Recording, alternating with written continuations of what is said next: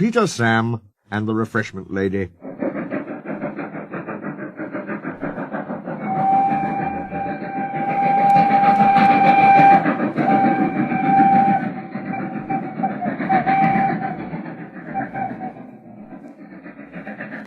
As the handle was shut up, Peter Sam had to run the line. He was excited, and the fireman found it hard to get him ready. "Sober up, can't you?" he growled. "Anybody would think," said Sir Handel rudely, "that he wanted to work."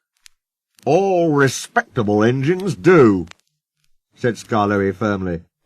"I wish I could work myself." "Keep calm, Peter Sam.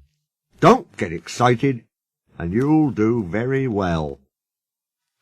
But Peter Sam was in such a state that he couldn't listen.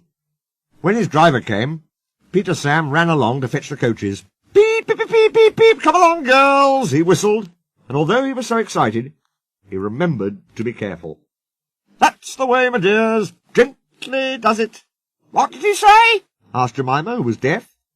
"He said, 'Come along, girls,' and he called us his dears," simpered the other coaches. "Really, one does not know what to think. Such a handsome young engine, too. So nice and well-mannered." And they tittered happily together as they followed Peter Sam. Peter Sam fussed into the station to find Henry already there. "This won't do, youngster," said Henry. "I can't be kept waiting. If you are late tonight, I'll go off and leave your passengers behind." "Pooh," said Peter Sam. But secretly he was a little worried. But he couldn't feel worried for long. What fun it all is, he thought as he ran around his train. He let off steam happily, while he waited for the guard to blow his whistle and wave his green flag. Peter Sam puffed happily away, singing a little song. "I'm Peter Sam, I'm running this line, I'm Peter Sam, I'm running this line." The people waved as he passed the farms and cottages, and he gave a loud whistle at the school. The children all ran to see him puffing by. Agnes, Ruth, Jemima, Lucy, and Beatrice enjoyed themselves too. "He's cocky, trot, trot, but he's nice, trot, trot. He's cocky, trot, trot, but he's nice, trot, trot," they sang as they trundled along.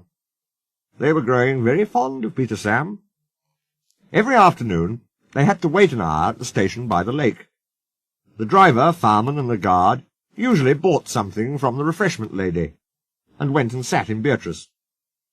The Refreshment Lady always came home on this train. Time passed slowly today for Peter Sam. At last his driver and fireman came. "Beep, beep! Hurry up, please!" he whistled to the passengers, and they came strolling back to the station. Peter Sam was sizzling with impatience.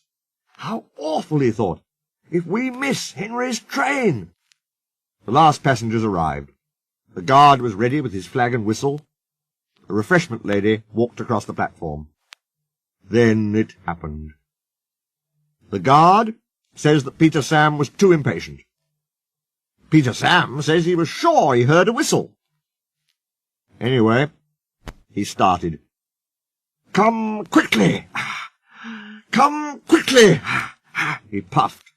"Stop! Stop! Stop!" wailed the coaches. "You've left her behind! You've left her behind!" The guard whistled and waved his red flag. The driver, looking back, saw the Refreshment Lady shouting and running after the train. "Bother!" groaned Peter Sam as he stopped. "We'll miss Henry now." The Refreshment Lady climbed into Beatrice, and they started again. Oh, we're sure to be late! Oh, we're sure to be late!" panted Peter Sam frantically. His driver had to keep checking him. "Steady, old boy, steady!" "Beep, beep!" Peter Sam whistled at the stations. "Hurry, please, hurry!" And they reached the big station just as Henry steamed in. "Hurrah!" said Peter Sam. "We've caught him after all." And he let off steam with relief. Whoosh! "Not bad, youngster," said Henry loftily. The Refreshment Lady shook her fist at Peter Sam. "What do you mean by leaving me behind?" she demanded.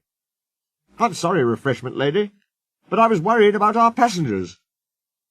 And he told her what Henry had said. The Refreshment lady laughed. "Oh, you silly engine," she said. "Henry wouldn't dare go. He's got to wait. It's a guaranteed connection." "Well," said Peter Sam, "well, where's that Henry?" But Peter Sam was too late that time, for Henry had trottled away.